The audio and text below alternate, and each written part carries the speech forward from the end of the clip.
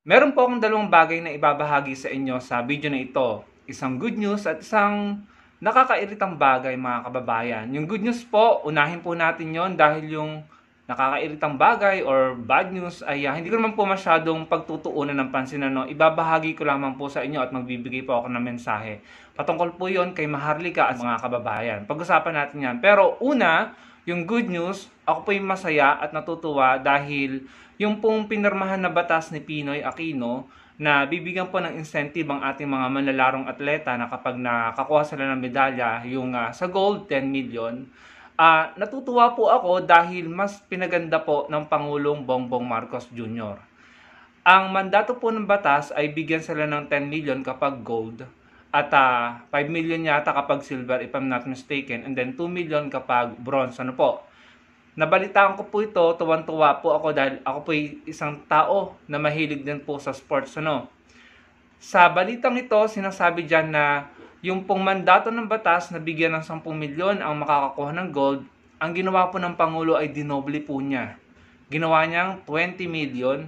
So, ibig sabihin si Carlos Yulo po, dahil dalawa yung gold niya, ay makakapag-uwi po ng 40 million pesos. Ganon din po sa naka-bronze, dinoble po niya. At may natanggap din pong incentive yung mga atleta natin na hindi po nakapag-uwi ng medalya.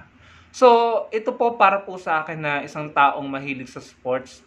Masaya po ako at malaking bagay po ito, no? Hindi ako yung nakatanggap pero masayang-masaya po ako at nagpapasalamat po ako sa ginawa ng Pangulo, ng gobyerno dahil ito po ay makakapag-inspire at makakapag-motivate sa marami, milyon-milyon nating kabataan na sumunod sa yapak nila Carlos Yulo, nila Nesty at saka nila Ira.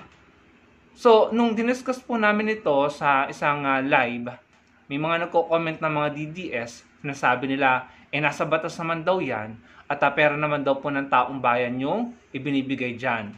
At marami pa silang sinasabi na tila dina-downplay nila or minamaliit nila ang bagay na ito.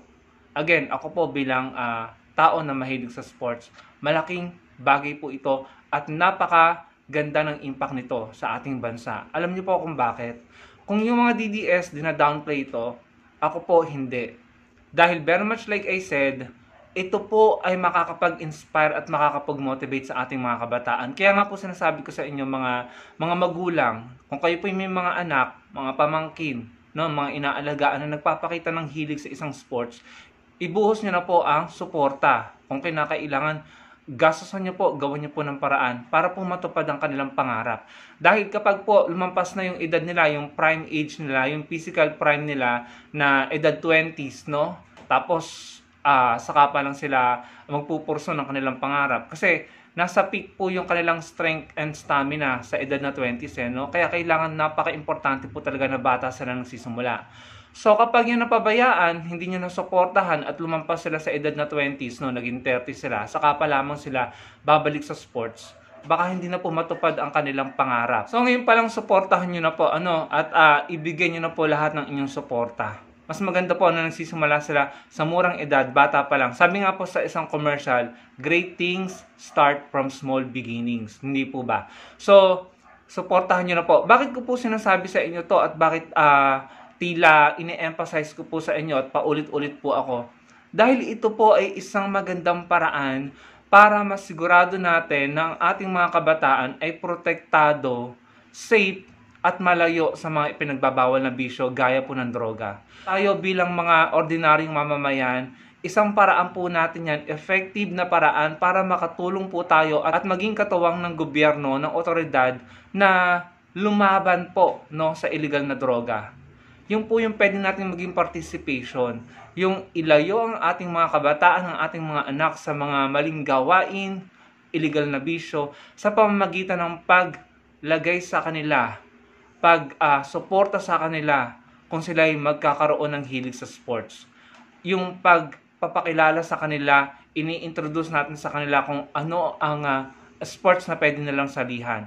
Yung ipakita natin sa kanila, ito po yung binalita ko sa inyo na dinobling incentive ng Pangulo para sa mga medalist natin sa Olympic. Ipakita nyo yan sa kanila nang sa ganon, ma-inspire po sila, ma-motivate sila na i-engage ang kanilang sarili sa sports. yan po ay napaka-epektibo na paraan para maging katuwang tayo ng gobyerno na ilayo ang ating kabataan sa illegal na bisyo. Sa pamamagitan niyan, makakatuwang po tayo ng gobyerno para pababain ang kriminalidad sa ating bansa.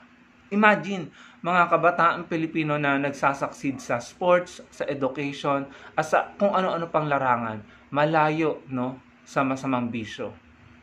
Dati nung bata ako, kapag tinuturo yan ng mga teachers namin, sinasabi ng mga teachers namin, sabi ko, ang corny, parang ano ba yan?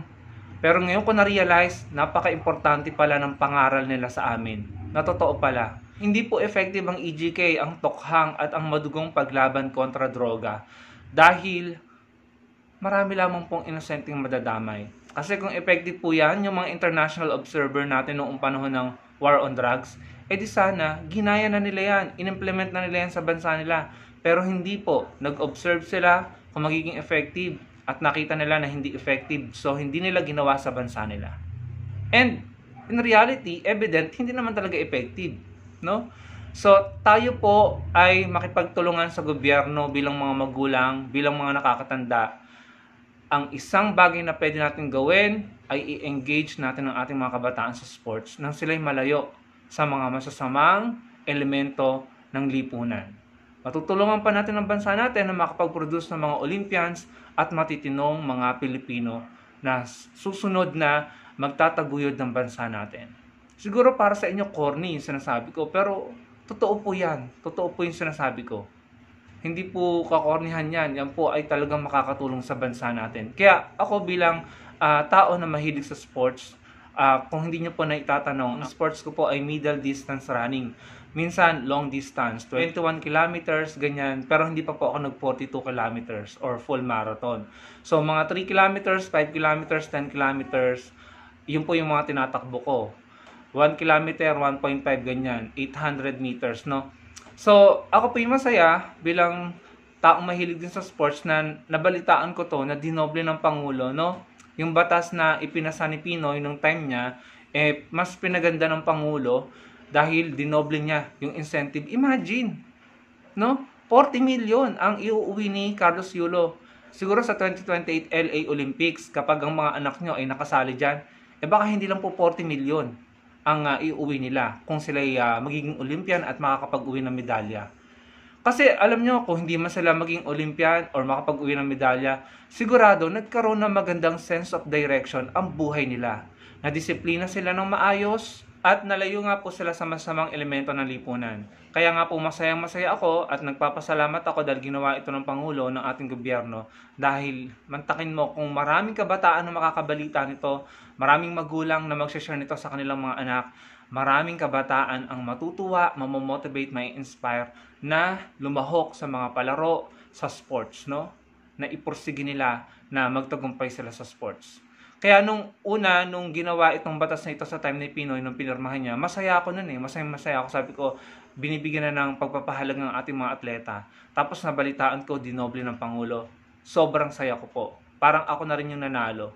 Kasi future po ng bansa natin ang maaaring mag-benefit nito. Kung dina-downplay ito, minamaliit ng mga DDS, wala po tayong magagawa. Ganun talaga sila. Pero tayo po ay masaya dahil ito po ay napakagandang balita. Ngayon, ito papahapyawan ko lang mga kababayan, itong sinabi ni Maharlika dito. Ang sabi niya dyan sa kanyang content, Sandro sangkot sa illegal na asin.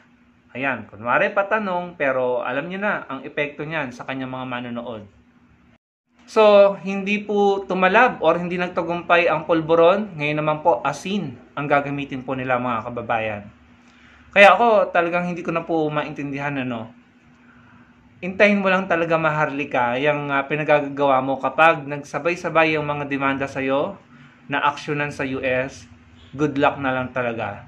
Nakita niyo yung pattern. Dati si FL ang pinupunteriya, tapos ang Pangulo. Tapos bumaba sa mga anak. Ngayon, hindi ko alam kung iisa-isahin niya, pero ayan, nagpapangalan po siya, Sandro, sangkot sa illegal na asin. Mga kababayan, kayo na po humusga. Anong pinagagagawa niya? At dapat pa bang paniwalaan yan? So, hindi ko na po bibigyan ng oras yan. Gusto ko lang pong sabihin sa inyo, yan po ang pinagagagawa. umay na ang mga Pilipino sa siraan, sa bastusan, sa mga ganyang bagay na para tayong mga basura na kung tayo'y sasakay sa ganyan, na bastusan, balahuraan, at gumagawa ng mga kung ano-ano, na alam nyo sa totoo lang mga kababayan, nung time ni Pinoy, hindi naman tayo ganito Tayo ay nagkakaisa kapag may ginawang kapalpakan ng gobyerno, nagkakaisa tayong bumabatikos. Kapag ang gobyerno nakikipaglaban para sa ating West Philippine Sea, tayo sama-samang sumusuporta. Anong nangyari pagkatapos ni Pinoy? Nagkawatak-watak tayo. Napuno ng hate ang ating mga puso. Naging bastos tayo sa social media. Yung tayong mga Pilipino na nagkakaisa na pinaglalaban ng ating karapatan at teritoryo sa West Philippine Sea, bigla tayong nahati. Biglang meron ng kumakampi sa China. Hanggang ngayon, meron pa rin. Ngayon, panibago na po ang administrasyon. Sinusubukan po ulit nating magkaisa at magsama-sama. Hindi pa po huli ang lahat, mga kababayan. Magpatuloy tayong magsalita at magpaliwanag. Baka mamulat po at magising ang ating mga kababayang mas ginugusto pa ang watak-watak na mga Pilipino, watak-watak na Pilipinas. Hindi pa po huli ang lahat.